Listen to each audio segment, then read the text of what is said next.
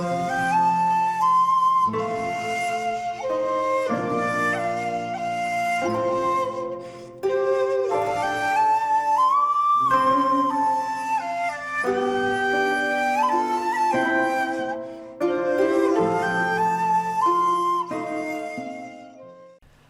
there, this is Solitary Ronin from Solitary Ronin Films, and welcome to another episode of In the Frame. For this video, I'm going to talk about big films.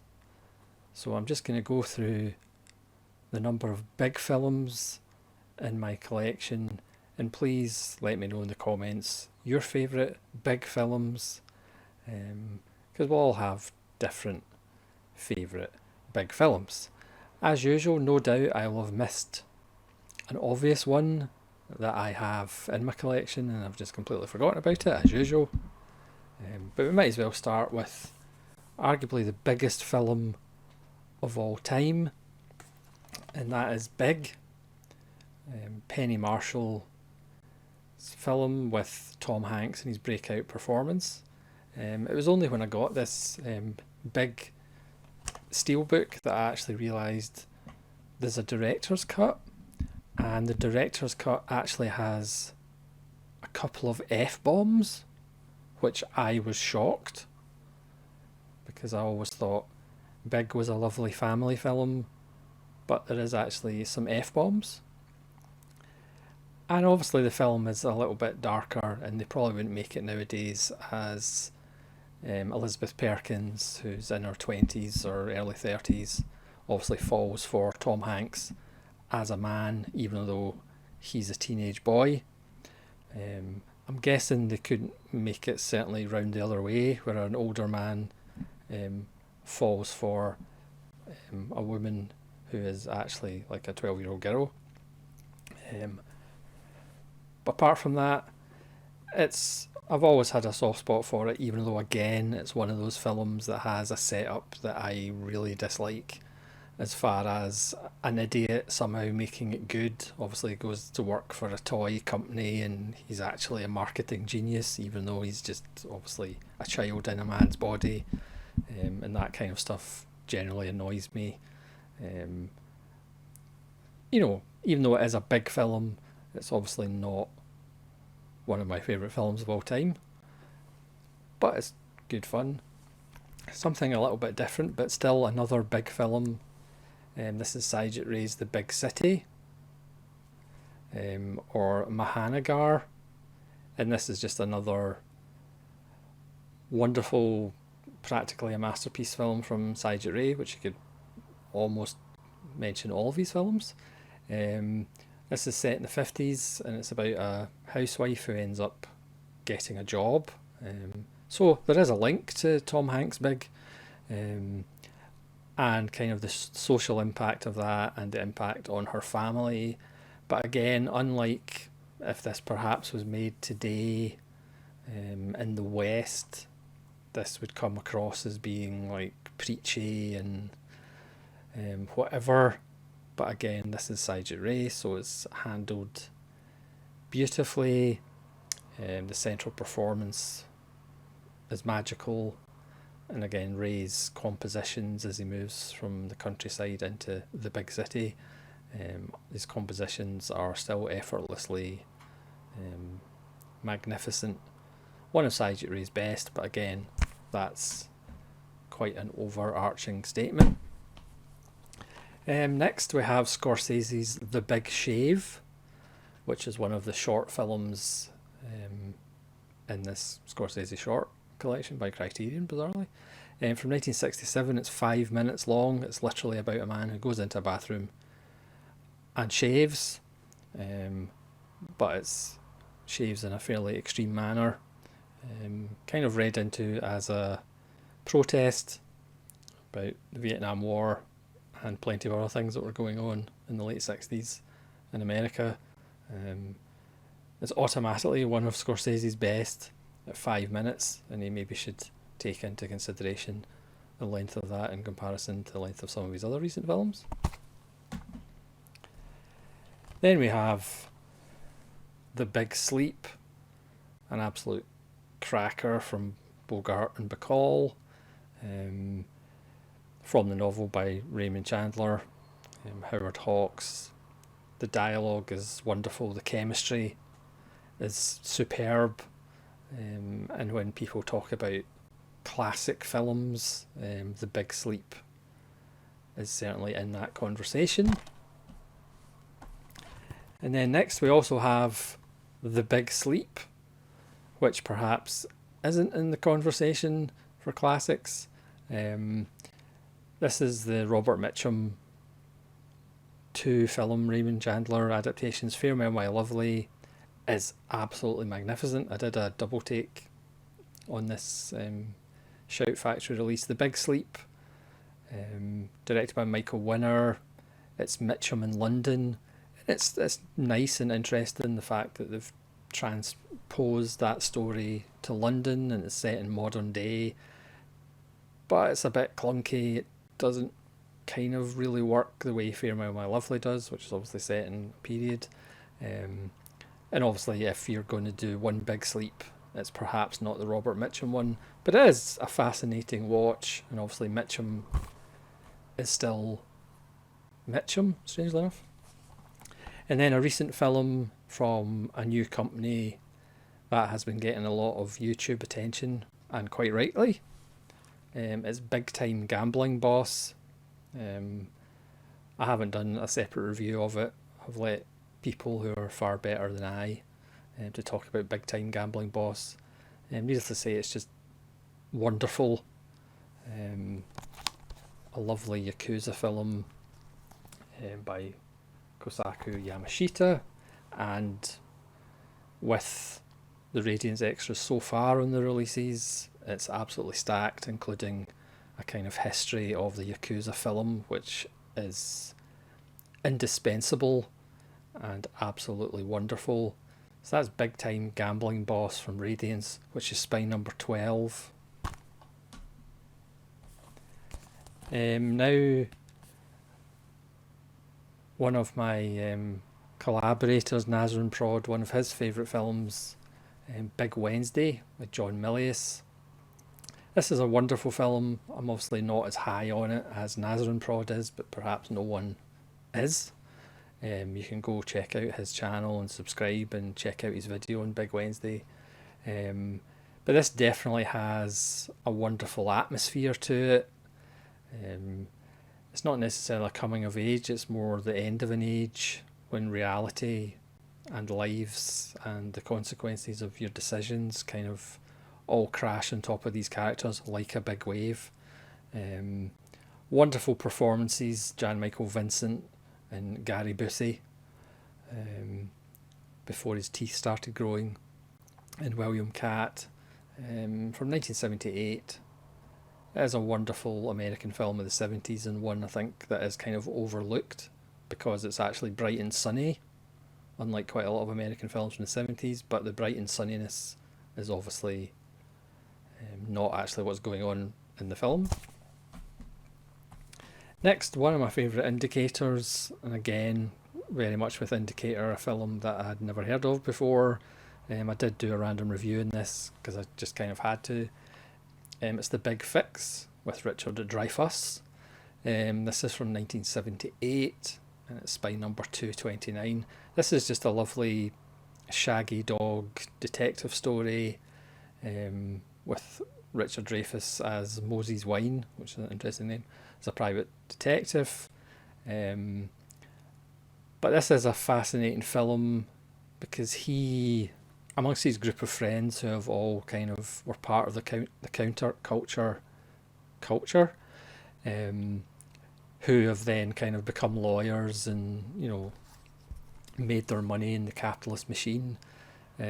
Moses Wine has kind of stayed behind and still has some morality, not isn't really the word, but some kind of values for that world, even though the rest of the world has kind of moved on. It's just a beautiful little film. It will put a smile on your face. It's quirky, but not in the annoyingly quirky kind of way. Dreyfuss is absolutely wonderful. the way, for example, he tells different characters about how he got the cast in his arm, and that cast is actually real because he broke his wrist before shooting, and they just worked it into the script. Um, it's just a lovely little film, an absolute gem, and that's why Indicator, because again, not that I know anything, but I'd never heard of it. Next, we go to Italy for Mario Monicelli's Big Deal on Madonna Street, a film that, obviously I could be wrong, and please let me know if it is available in Blu-ray. Criterion do have it in DVD, but it really needs a Blu-ray. This was remade by Hollywood as Welcome to Collinwood with George Clooney, if I'm correct. That might not actually be the title. And this is a crime caper with a bunch of misfits, including Marcello Mastroianni, who's not playing the usual Marcello Mastroianni character. This is just an absolute joy. Again, you get a real sense of location with a lot of these Italian films. There's still kind of wreckage and broken debris and broken city post-war, but it has a light touch, even although it is still, because it's an Italian comedy, it still has enough tragedy and darkness in it to appeal to those kinds of people like myself. But Big Deal in Madonna Street really needs a Blu-ray, and Criterion should really do that, seeing they have it in DVD. Next is a little film about somebody trying to break in and also break into Hollywood, perhaps. It's Simon Pegg in Big Nothing. As you can see, as far as I know, this doesn't have a Blu-ray, with David Schwimmer, who's obviously more famous for being in Band of Brothers. Again, it's an okay, fun, Tarantino inspired, I guess. I hate saying that, but kind of crime caper with an increasing body count. There's another kind of thread with a serial killer that's going about. I think it's kind of set in the Pacific Northwest. I can't actually remember. It's been a while since I watched it. And it's passable fun. I think this was Simon Pegg's first American film. I'm not actually sure about that, but I think it was certainly one of his earliest American films. But it's one of those little indie cult films that no doubt somebody will release in a boutique label Blu-ray at some point. Next, one of the heavy hitters, 1953, Fritz Lang's The Big Heat, starring Glenn Ford, who does have terrible things done to him, Gloria Graham, and of course Lee Marvin in one of the more famous scenes. This is wonderfully hard-boiled, Fritz Lang's tight frame. It just has an atmosphere, and kind of avoids some of the everything's going to be alright that film noir were kind of, some decisions were foisted upon people who made film noirs. This is just classy but also nasty, bit like Gloria Graham, I guess. Next, The Big Knife, Robert Aldridge, who did a couple of films with Jack Palance that I adore, The Big Knife, and Attack, of course. This is about Hollywood, or the unseemly side of Hollywood. Great cast, Ida Lupino, Shelley Winters, Rod Steiger giving another subtle Rod Steiger performance as a producer. He has an amazing last 15 minutes of the film, as does Palance. Again, Palance, who's known as more of a physical actor, more of a heavy, more of a one-note actor, perhaps. That's maybe been a little bit unkind.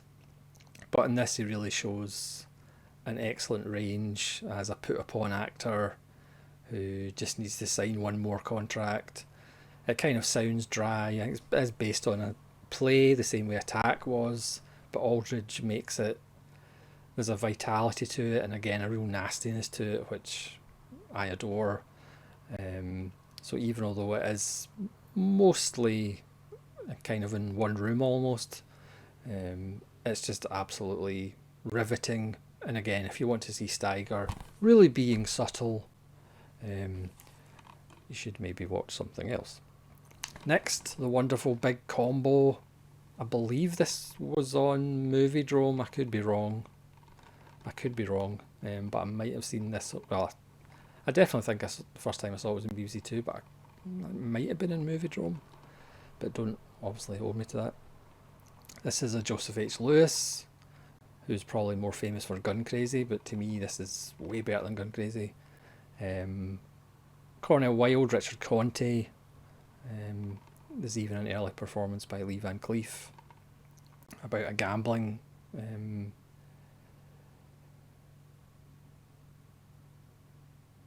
no, that's not about a gambling one. Excuse me. I was gambling in it anyway. It's fantastic. Next, another film that I absolutely adore. John Farrow's The Big Clock with Ray Milland and Charles Laughton. I mean, Ray Milland and Charles Laughton. What's not to like? This was remade as No Way Out with Kevin Costner and Sean Young, which is an enjoyable remake, and they do something different with it, which is always good. This is about a newspaper man who sees somebody doing something to somebody which is bad, and then he gets involved with it, and he might be the suspect, and it's this office block that has a big clock, and it's in lockdown, and it's how Ray Milland evades the authorities and finds out, or how to bring the person who did it to justice. I mean, George McCready again, who's just like so underrated, but always plays these kind of slimy authority figures with aplomb. It's just fantastic. I mean, John Farrow again doesn't get a lot of credit, but his films are lean and mean. This is very economic. It doesn't hang about because it's literally a race against time. This is the Arrow Academy edition, and it's just a sensational little film. Obviously, I'm a big Ray Milland fan, and Charles Laughton is just spectacular in this, as he is in just about everything he ever did. Now we get to Big Trouble in Little China. Now, I will say I am not the biggest fan of Big Trouble in Little China. I enjoy it. I think it's very good. But I don't quite understand the kind of... I was going to say it is a cult film, but I was going to say the cult following of it. Because obviously I think John Carpenter made a hell of a lot better films than this. Yes, it is supposed to be the way it is. I get that. It's not like I don't understand what's going on. But for me, when you have the criminally underrated They Live, but there is a kind of bigger thing about Big Trouble in Little China. It's a lot of fun. Kurt Russell's wonderful. It's very colourful. Probably wouldn't make it nowadays. But Big Trouble in Little China is certainly a big film. Next, my second favourite Coen Brothers film, The Big Lebowski.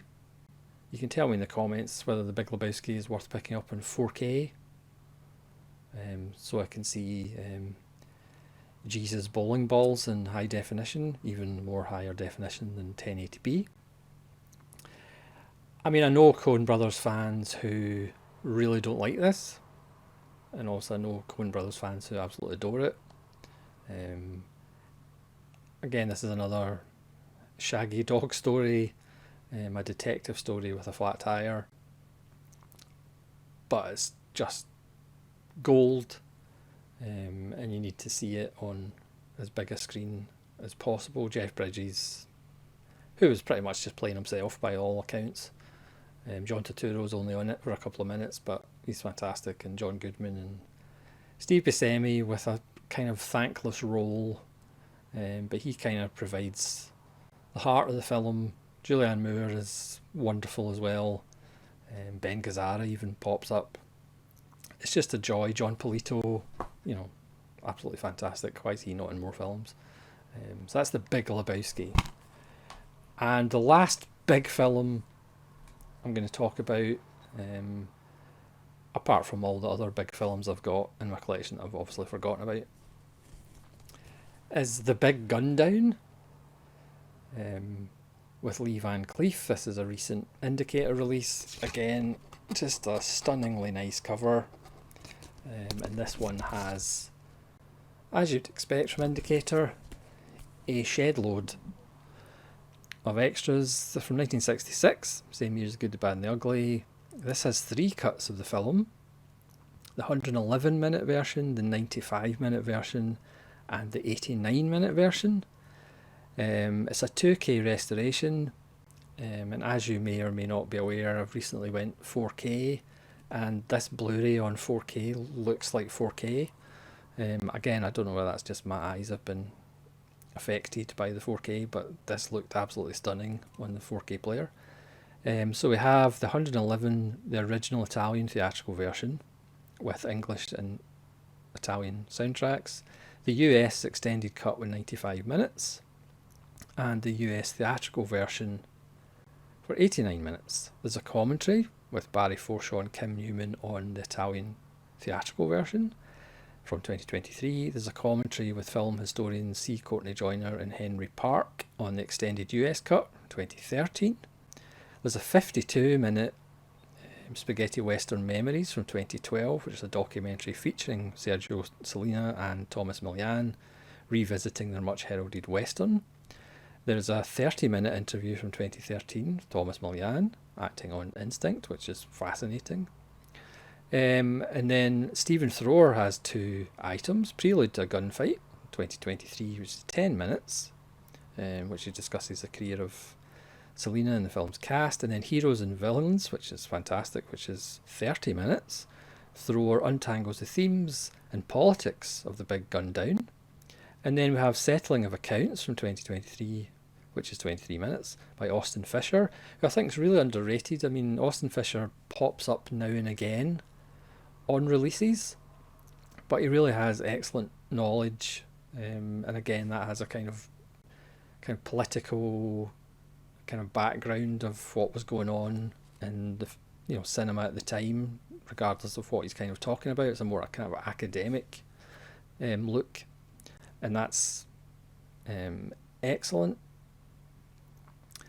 And there's trailers, galleries, stills. There's an 80-page booklet with beautiful stills, archive interviews. I mean, it's a wonderful set. It's a pretty wonderful film as well. Lee Van Cleef is fantastic. Thomas Milian does Thomas Milian things. That's Indicator 272, and again, just a wonderful, wonderful cover. So that is my video on big films. Please let me know your favourite big film. And again, no doubt there's one in my collection that I've completely forgotten about, but that's what I always do in videos because I'm an idiot. So thanks so much for watching. This is Solitary Ronin from Solitary Ronin Films, hoping that you two have a big weekend.